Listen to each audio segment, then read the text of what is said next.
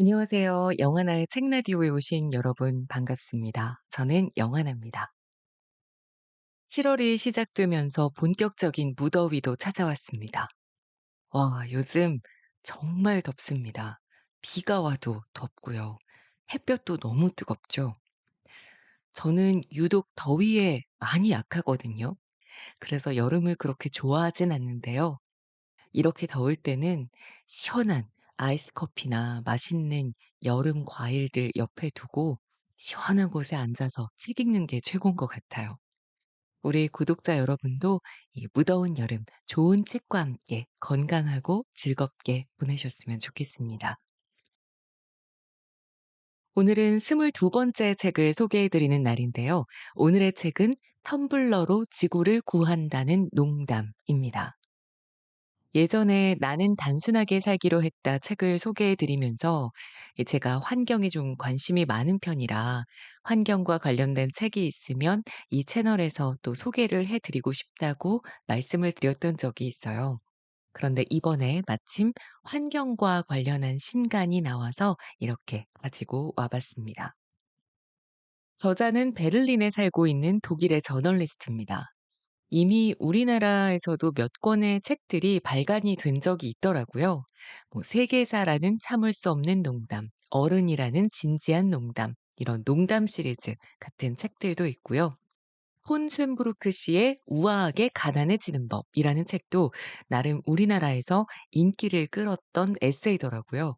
이 책도 제가 서평들을 몇 개 읽어봤는데 좀 흥미로워서 읽어봐야겠다는 생각이 들었습니다.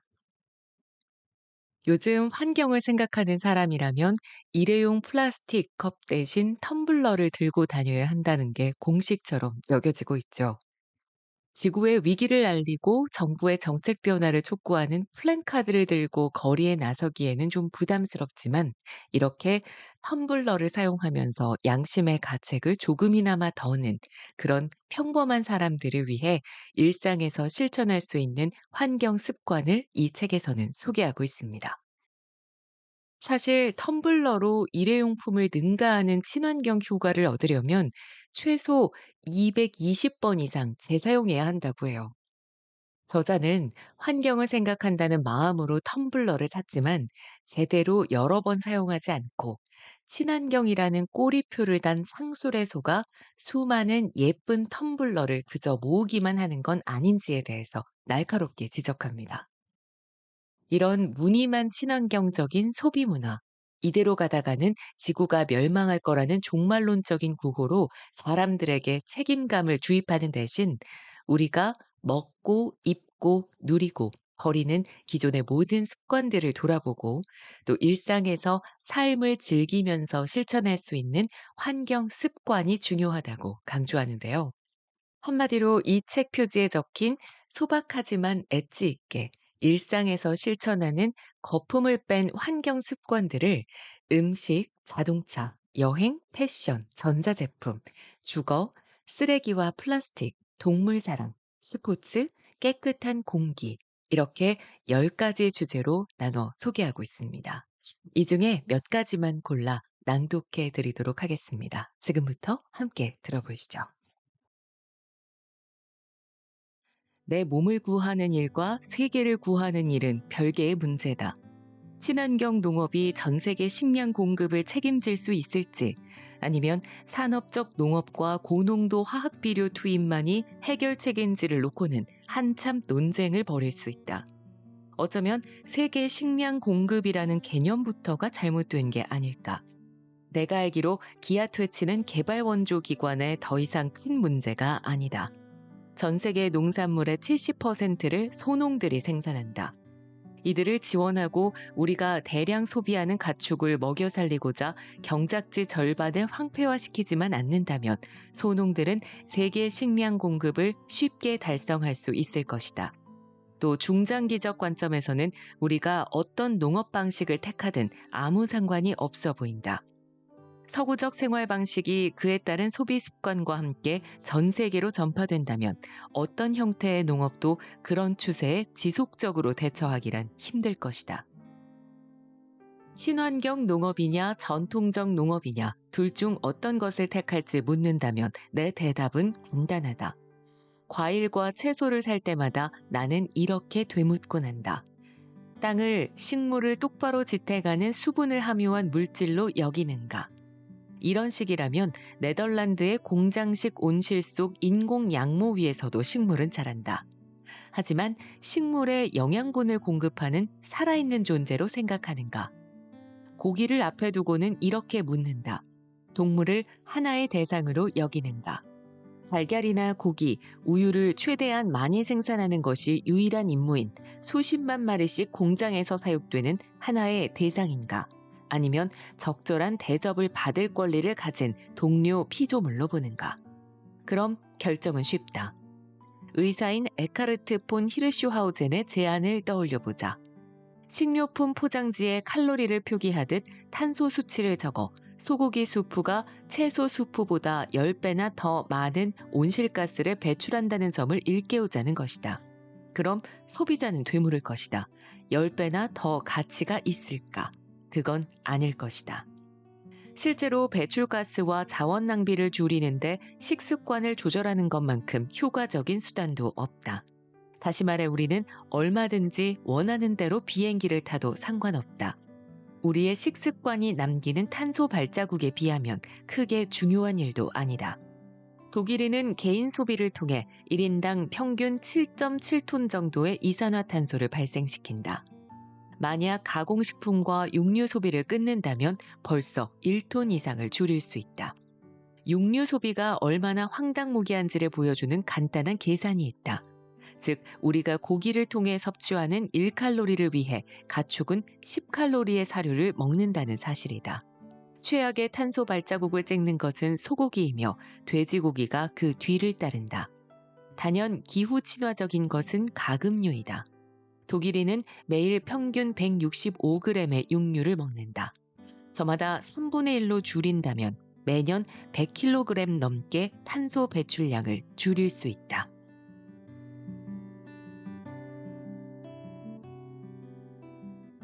내가 식료품을 구입할 때 이른바 버추 시그널링, 즉 도덕성 과시라는 비난을 감수하면서까지 유의하는 몇몇 사항을 소개하고자 한다. 나는 될 수 있는 대로 지역 생산품을 구매한다. 베를린의 유기농 선전이라 할 수 있는 콜비츠 거리의 LPG에서는 18,000여 개의 유기농 제품을 팔고 있는데 대부분 폭스바겐 디젤차가 무색할 정도의 환경 발자국을 자랑한다. 배는 아르헨티나산이고 전 세계에서 수입한 250종의 친환경 와인이 있고 가게에서 제일 인기 많은 우유는 가까운 브란덴부르크가 아닌 멀리 바이에른의 낙농장에서 공급받은 제품이다. 선택지가 다양한 아보카도도 두말할 나위 없다. 개인적으로 과카몰레 요리를 좋아하지만 아보카도를 즐겨 먹는다는 것은 고래잡이에 동참하고 철갑상어 초밥을 아이들의 눈물에 찍어 먹는 것과 다를 바 없는 일이다. 나는 멕시코의 항구 도시 아카풀코나 여느 남미의 해변에 앉아있을 기회가 온다면 그때 다시 아보카도를 먹겠노라고 마음먹었다. 즉, 가까운 장래에는 그럴 일이 없을 것이다. 행복한 표정의 동물들이 푸른 초원 위에서 뛰노는 그림이 박힌 포장지에 나는 더 이상 현혹되지 않는다. 정겨운 이미지를 내밀며 자연 친화적임을 믿게 하려는 제품일수록 수상쩍다. 다소 극단적이기는 하지만 식료품 구입과 관련해 들은 최고의 원칙은 이렇다. 광고 문구가 적힌 상품은 절대 사지 말라. 그럼 포장지 쓰레기 문제도 해결된다. 나는 늦저녁부터 식탐이 발동하는데 그때마다 뇌에서는 탄수화물을 달라고 아우성친다. 이런 때일수록 모든 포장된 음식을 조심해야 한다. 시작은 베넨제리스 아이스크림이다. 집에 포장식품이 없을 때는 아무 일도 벌어지지 않는다. 무 한 조각을 집어들 일은 없기 때문이다. 포장된 음식을 무시하기로 결심하면 완성식품을 집어드는 대신 직접 요리에 나설 수밖에 없다. 포장된 음식을 사야 할 때는 일부러 유리에 담아 파는 것을 선택한다. 업계에서는 운반 비용이 많이 드는 유리보다 플라스틱이나 일회용 포장에 관심이 많다. 유리에 담은 상품은 대부분 주변 지역에서 배송된다. 맥주는 예외로 하자. 최상의 맥주를 즐기되 아보카도 마니아 수준의 환경 발자국을 남기지 않으려면 오버바이에른이나 니더바이에른 지역에 살 수밖에 없다. 가장 지키기 어려운 마지막 원칙은 제철 식품을 사 먹자는 것이다. 물론 제철 채소 정기 배달 서비스 구독자가 받게 되는 친환경 식품점의 배달 상자는 영 볼품없어 보인다. 하지만 불가피하게 제약을 받는 상황에서는 창의성이 발휘되고 즐기는 재미도 커지는 법이다. 모든 것을 언제든 손에 쥘 수 있다면 그 무엇도 즐거움을 주지 못한다. 놀고 먹는 세상에서 보내는 삶만큼 따분한 것도 없다. 계절에 맞는 음식을 먹으려고 노력할 때 가끔의 예외를 즐기는 재미도 커진다. 가령 이른 봄에 딸기를 먹으면 마치 카스피해산 불법 철갑 상어알을 먹는 것 같은 기분이 들 것이다. 농업 생태학 혁명의 최전선에서 싸우고 싶은가? 그렇다면 도시농부라는 선택지가 있다. 도시농장 혹은 자급자족하는 공동체의 미래가 달려있다. 글로벌 식품 대기업과 대형 친환경 식품점 대신 소규모 단위의 생산과 다양성이 우리의 희망이다. 텃밭일을 동경하는 도시인들에게 땅을 제공해 채소를 재배할 수 있도록 하는 농부들을 독일 전역에서 찾아볼 수 있다. 이런 아이디어에 솔깃하지만 근교 브란덴부르크 지역까지 먼 거리를 가기 주저하는 베를린 시민들을 위해 텃밭일을 도맡아 해주는 IP 가르텐이라는 스타트업이 등장하기에 이르렀다. 덕분에 집에 앉아 컴퓨터나 앱을 통해 언제 농작물에 물을 주고 수확할지 관리할 수 있게 됐는데 진짜 농부가 농사일을 맡아주고 소박한 나무 상자에 그 수확물이 담겨 배달된다. 농장일은 상당한 치유 효과가 있다고들 한다. 더구나 직접 재배한 작물을 먹으면 감동은 배가 된다. 나도 직접 해봤다. 모든 위대한 길은 작은 걸음에서부터 시작되는 만큼 일단 창문턱 화분에 파를 심어보았다. 자란 파를 잘라 차가운 버터를 바른 바우턴브로트에 얹어 먹으니 그 맛이 일품이었다. 물론 버터는 소고기보다 훨씬 더 많은 탄소 발자국을 남긴다. 하지만 내 녹색 양심도 어느 선을 넘으면 한계에 이르기 마련이다.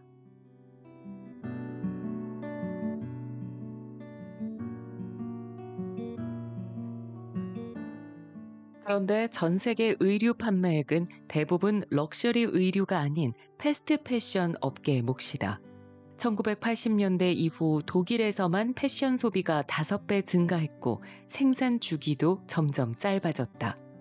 세계 최대 의류 기업인 인디텍스의 자회사인 자라와 마시모 두티 또는 H&M 같은 브랜드에서는 봄, 여름 SS와 가을, 겨울 FW라는 전통적인 시즌제에서 벗어나 최대 50차례의 마이크로 시즌을 적용하며 끝없이 새로운 물량을 시장에 투입한다.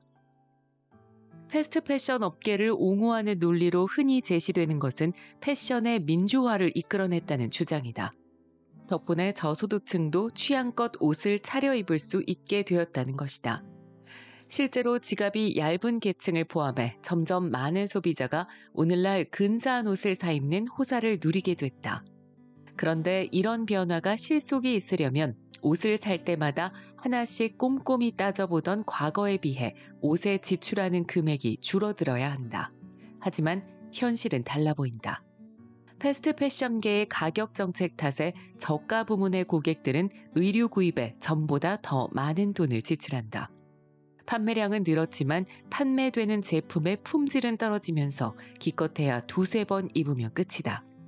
옷은 한 번 쓰고 버리는 일회용품으로 전락한다. 전 세계에서 매년 180억 벌 이상의 옷이 만들어지는데 대부분 1년도 못 가 쓰레기 매립지로 직행한다. 1년에 평균 5벌의 옷을 사입는 독일인들은 자기 옷 가운데 20% 정도만 실제로 입으며 그 결과 매년 약 10억 톤의 쓰레기를 내놓고 있다. 옷은 이제 별 값어치 없는 물건 취급을 받고 있다. 1980년대만 해도 최소 100유로 이상을 지불했을 검은색 새 옷을 12유로에 구매한 소비자는 한 번만 입고도 옷이 낡았다고 여기기 쉽다. 소셜미디어에서 끊임없이 자신을 드러내는 경향은 구매욕을 한층 자극한다. 주말에 결혼식에 초대받았어. 옷을 한 벌 더 사야겠어. 최근 한 동료 여성이 퇴근 직전 한숨을 내쉬며 한 말이다. 지난주에 파티가 있다고 새 옷을 샀잖아 라고 응수하자 이런 대답이 돌아왔다. 어떻게 그걸 또 입어? 다들 그 옷을 입은 사진을 인스타그램에서 봤는데. 이렇게 해서 소비자들은 이른바 행동과 태도의 간극이라는 현상에 빠진다. 즉 환경과 기후 보호의 중요성을 깨닫고 패스트 패션이 생태학적으로 얼마나 문제가 많은지 잘 알지만 오늘 밤에는 파티가 있고 맞은편에는 반짝이는 멋진 드레스가 10유로라는 가격표를 단 채 걸려있다. 우리의 이런 행동이 뭘 뜻하든지 모르던 시절은 지났다. 자원 낭비, 환경 오염, 과도한 화학물질 사용 및 물 소비와 관련해 패션 업계가 핵심 주범 중 하나라는 이야기가 이미 널리 알려졌다. 의류 업계가 탄소 배출의 최선두에 서 있다는 것도 공공연한 사실이다. 이코노미스트에 따르면 탄소 배출량에서 패션 업계의 비중은 연간 120억 톤 이상으로 국제 항공교통과 상선 운행을 통틀어 발생한 수치보다도 더 많다. 기업 컨설팅 회사 맥킨지의 계산에 따르면 의류 1kg어치를 생산하는데 평균 23kg의 이산화탄소가 배출된다. 한 번 신고 버리려고 양말을 살 때마다 북극 얼음 한 조각을 지불하는 셈이다. 10유로 가격표를 달고 쇼핑거리에 도착해 일회용품으로 생을 마감하는 한 장의 티셔츠를 만드는데 5,000리터에 달하는 물이 소비된다. 패션업계는 높은 매출을 유지하기 위해 더 빠르고 저렴한 생산 방식을 택할 수밖에 없는데 천연 원단에 비해 값이 싼 폴리에스테르 같은 합성 섬유는 결국 화학물질의 사용을 늘리는 결과로 이어진다.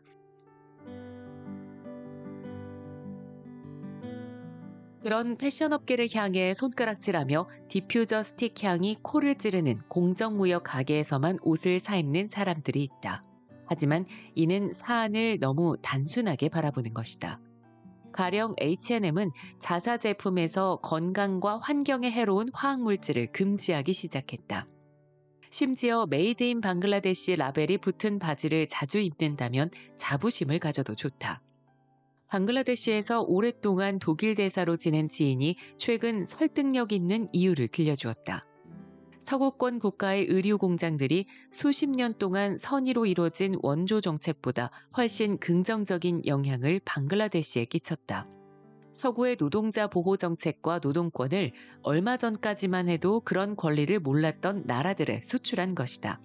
특히 여성들이 소득 증가 혜택을 톡톡히 누렸는데 합리적 가계 관리에 능한 여성들이 아동, 교육, 건강관리 등의 지출을 늘린 덕에 지역 전체가 큰 변화를 맞이했다. 따라서 패션업계 전체를 싸잡아 환경 범죄자로 몰아가는 것은 불공평하다. 저임금 국가에서 노동자를 착취한다고 의류업계를 비난하는 것도 잘 모르고 하는 소리다. 실상은 훨씬 복잡하면서도 동시에 아주 간단하다. 팔리는 만큼 제품도 생산하는 법이다. 인디텍스 같은 대기업은 필요한 물량만큼 생산하도록 하청업체를 직접 통제할 수 있다. 사실상 온 디맨드, 즉 수요 중심으로 의류를 생산하는 자라와 H&M은 각 라인의 수요에 맞춰 생산을 조정한다. 그러니 원리는 간단하다. 우리가 적게 구매할수록 생산도 줄어들게 마련이다.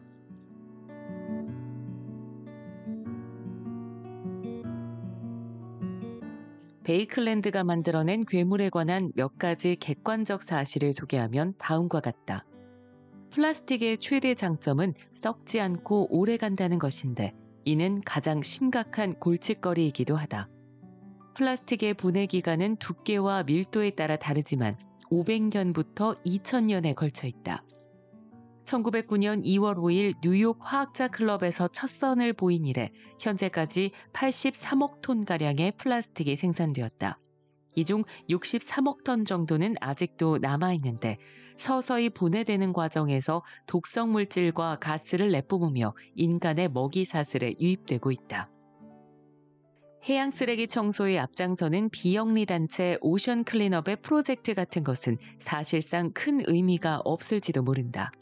무수한 쓰레기가 끝없이 밀려드는 현실은 마치 부엌이 물에 잠기는 상황에서 수도를 잠그는 대신 걸레로 바닥부터 닦는 것과 비슷하기 때문이다.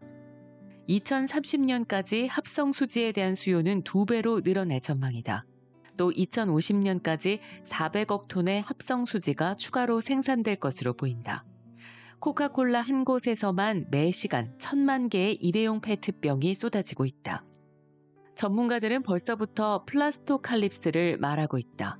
아울러 인간은 이미 오래전 플라스틱에 대한 통제를 상실했고 산업 전반이 합성수지에 크게 의존하는 마당에 합성수지 산업을 포기하고 과거로 회귀할 가능성은 제로라고 지적한다. 플라스틱이 우리 건강에 미치는 영향에 대해서는 아직 제대로 된 연구가 이루어지지 않고 있다. 다만 합성수지에 포함된 가소제 및 기타 유독물질이 유전질에 침투해 불임과 암을 일으킬 가능성이 우려된다. 5mm 미만의 지름으로 화장품과 치약에도 사용되는 미세 플라스틱 입자가 주는 위험성에 대해서도 많은 사람이 알게 됐다. 꿀, 빵, 바다소금, 맥주, 먹는 물 등 미세 플라스틱이 없는 곳이 없을 정도다. 유럽인 93%의 소변에서 플라스틱병 같은 일상 제품에 포함된 비스테놀 성분이 검출된다. 호주 뉴캐슬 대학교에서 실시해 유명해진 이른바 신용카드 한 장 연구 이후 우리는 전 세계인이 심한 경우 매주 신용카드 한 장 무게와 맞먹는 5g의 플라스틱을 섭취한다는 사실을 알게 됐다. 매년 1,000만 톤이 넘는 플라스틱이 바다로 흘러가면서 2050년까지 바다에는 어류보다도 플라스틱이 더 많아질 것으로 예측된다. 바다새의 약 90%는 뱃속에 플라스틱이 들어있는데 2018년 스페인 해안가로 떠밀려온 고래 사체의 뱃속에서는 32kg에 달하는 플라스틱 봉지가 발견되기도 했다. 2019년 독일 최대 환경단체인 환경자연보호연맹과 하인리히벨 재단이 공동으로 진행한 연구에서는 플라스틱의 무분별한 사용을 막는 전략들이 아직까지는 별 효과가 없다는 냉철한 결론에 이르렀다. 그동안 유럽인들이 포장용기 쓰레기를 줄이려고 애쓴 것은 사실이지만 이로 인해 전력을 생산하는 많은 소각장이 갈수록 연료 부족에 시달리고 있다. 독일에서 플라스틱 폐기물을 담아버리는 노란색 재활용 봉투의 인기가 높아지는 이유도 여기에 있다. 세척한 플라스틱 컵에는 석유 성분이 들어있어 소각로에 집어넣을 최적의 연료로 꼽힌다. 이처럼 우리가 플라스틱 폐기물을 소각해 이를 리사이클링이라고 부르는 동안 아시아에서는 플라스틱 폐기물이 산더미처럼 쌓이고 있다. 지구 5대양을 떠돌아다니는 플라스틱 쓰레기의 90%가 아시아와 아프리카의 10개 강을 통해 바다로 유입되는데 중국의 양쯔강에서만 해마다 150만 톤의 플라스틱이 바다로 흘러들어간다.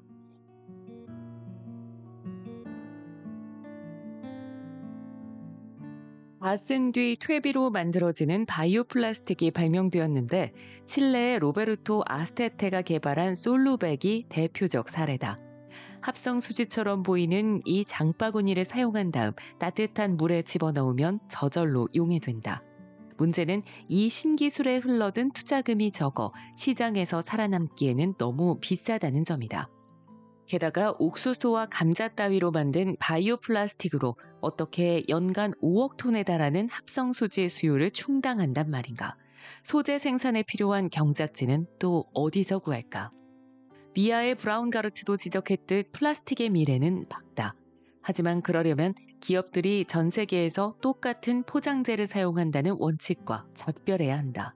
이 원칙 덕분에 테트라팩을 발명한 베이클랜드 가문 못지않게 비극적인 가족사를 지닌 루벤 라우싱은 세계 최고의 부자 반열에 올랐다. 브라운가르트는 지역에 따라 포장재도 달라야 한다고 주장한다. 오래전부터 시장에 맞는 다양한 제품들을 내놓은 럭셔리 제품, 패션, 화장품 업계처럼 포장 산업에서도 그런 시도가 성공하지 말라는 법이 있냐고 되묻는 그는 선진 기술을 보유한 서구 국가에서 중합체를 새로운 포장재 재료로 활용할 수 있으리라고 말한다. 아니면 중국 같은 나라들에서는 유독한 잔여물을 배출하지 않고 썩기 때문에 열차 밖으로 내던져도 무방한 포장재를 생산해야 할지도 모른다. 어쩌면 토종 식물의 씨앗을 그 안에 넣어두어 포장재가 분해되는 동안 뿌리를 내리게 할 수도 있을 것이다. 플라스틱 은행을 설립한 기업가이자 자선가인 데이비드 카츠의 구상도 이에 못지않게 혁신적이다. 카츠는 플라스틱 쓰레기의 80%는 국민 대다수가 빈곤층인 나라에서 발생한다. 당신 삶에서 생존 문제가 가장 절실하고 잠잘 곳과 따뜻한 한 끼 식사를 걱정해야 한다면 재활용 따위는 아무래도 상관이 없을 것이라고 말한다. 카츠의 플라스틱 은행에서는 버려지는 플라스틱 폐기물에 대해 돈과 서비스 또는 재화를 지불함으로써 빈곤과 플라스틱 쓰레기 퇴치에 앞장선다. 2015년 IT에서 설립된 플라스틱 은행은 플라스틱을 새로운 형태의 화폐로 자리 잡게 하면서 그곳 주민들에게 60만 달러를 제공했다. 2017년부터는 글로벌 소비재 대기업 henkel과도 협업을 시작했는데 곳곳에 플라스틱 수집 센터를 세워 지금까지 총 35톤이 넘는 플라스틱을 모았고 henkel 측은 이를 포장재로 활용해 사회적 플라스틱으로 시판 중이다. 화장품 회사 러쉬도 플라스틱 은행과 협력해 여기서 얻은 재료로 튜브 용기 등을 생산한다. 이제 남은 질문은 우리가 사는 곳에서 쓰레기를 각기 다른 수거함에 분리하는 일이 과연 의미가 있을까 하는 것이다. 지역마다 다르고 수시로 바뀌는 폐기물 규정과 분리수거 지침에 우리는 얼마나 많은 에너지를 쏟고 있는가? 대부분의 쓰레기가 결국에는 소각장으로 향하지 않는가? 간단히 대답하면 이렇다. 도의적 차원에서라도 우리는 쓰레기 분리수거를 해야 한다. 이를 무시한 모든 행동은 아프레 무아르 델 루지, 즉 내가 죽은 뒤에 무슨 일이 일어나든 알 바 없다는 식의 태도나 다름없다. 유기 폐기물용 갈색 수거함을 세워둔 것은 잘한 일이다. 거기에 이물질을 집어넣지만 않는다면 말이다. 이 친환경 수거함에 플라스틱 조각을 버리면 결국 방독면을 뒤집어 쓴 채 컨베이어 벨트 앞에 서 있는 작업자들이 힘들게 끄집어내야 한다. 그러니 최대한 쓰레기를 줄이고 발생한 쓰레기는 제대로 분리하는 것이 인간에 대한 예의이기도 하다.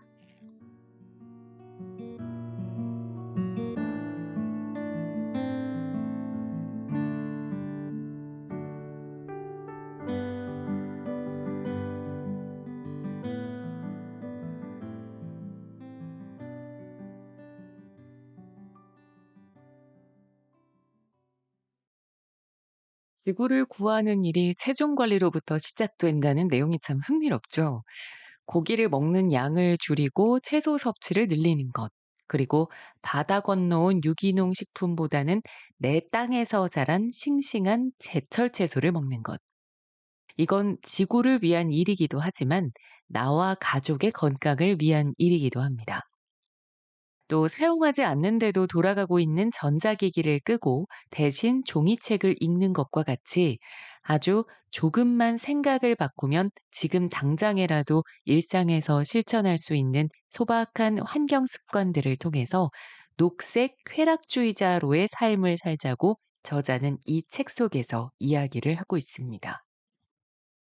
사실 우리는 지금 필요한 게 있으면 지구 반대편에 있어도 얼마든지 주문을 해서 살 수 있고요.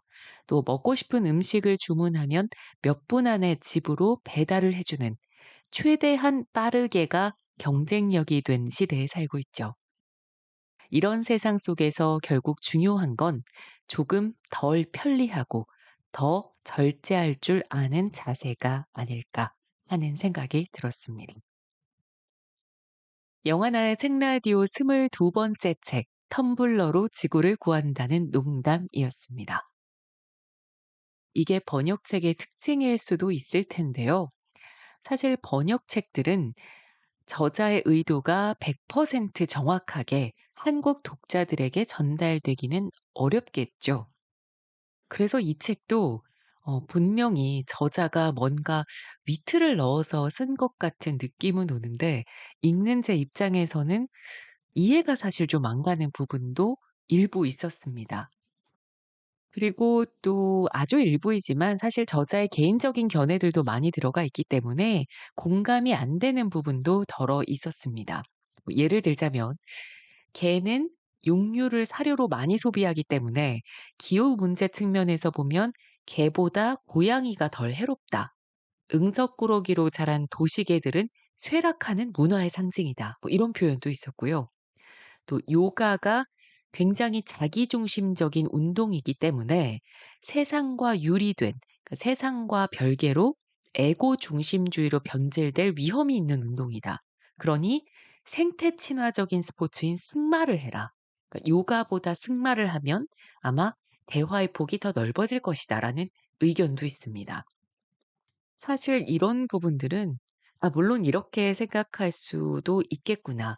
이렇게 생각하는 사람도 있겠구나 싶으면서도 반려동물을 키우는 사람이라든지 뭐 저처럼 요가와 명상을 좋아하는 사람들에게는 '이런 부분은 공감대를 좀 끌어내기 어렵지 않을까.'라는 생각이 들었습니다. 뭐 그 외에도 각자의 생각이나 사고방식에 따라서 이 책은 좀 호불호가 갈릴 수 있을 것 같은 부분들이 있습니다만, 책이라는 건 원래 나와 다른 타인의 생각을 이해하기 위함이잖아요. 그래서 '아 이런 의견도 있구나. 이런 부분은 이렇게 생각할 수도 있구나. 그리고 우리나라가 아닌 저 멀리 독일에 있는 사람은 이런 방식으로 생각을 하는구나.'라고 받아들이고 이해 폭을 넓히는 계기로 생각을 하시면 좋지 않을까 싶습니다. 하지만 환경을 위해 대단한 일을 하려 하기보다는 일상에서 습관을 바꾸는 게 중요하다. 그리고 그 환경 습관은 즐겁게 삶을 영위하기 위함이어야 한다. 또 이런 작은 노력들이 모이면 결국 세상은 바뀐다. 이런 의견에 대해서는 정말 전적으로 공감하고 또 동의했습니다. 이 책의 프롤로그에서도 이런 말이 인용돼 있는데요. 뭔가를 바꾸기에 스스로가 너무 미미한 존재라고 생각하는가? 그렇다면 모기 한 마리가 돌아다닐 때 잠을 청하도록 해보라. 라는 달라이 라마의 말. 또 세상을 조금씩 올바른 또는 잘못된 방향으로 움직일 능력이 우리 각자에게 있다. 라는 솔제니친의 노벨상 수상 연설을 봐도 알 수 있듯이 우리는 이렇게 모두 다 주변에 영향을 끼치고 있는 존재들입니다. 내가 무언가라도 하고 있으면요. 내 가족과 친구, 동료, 혹은 그런 내 모습을 본 또 다른 타인의 마음을 움직일 수 있다라는 사실을 생각하면서 환경 습관을 조금씩 실천해 보면 어떨까요? 네, 오늘 영상은 이렇게 마무리하도록 하겠습니다. 다음 영상으로 찾아뵐 때까지 모두들 일상 속에서 즐겁게 즐기면서 실천할 수 있는 작은 환경 습관 하나 만들어서 실천하시면서 건강한 여름 보내셨으면 좋겠습니다. 감사합니다. 영하나였습니다.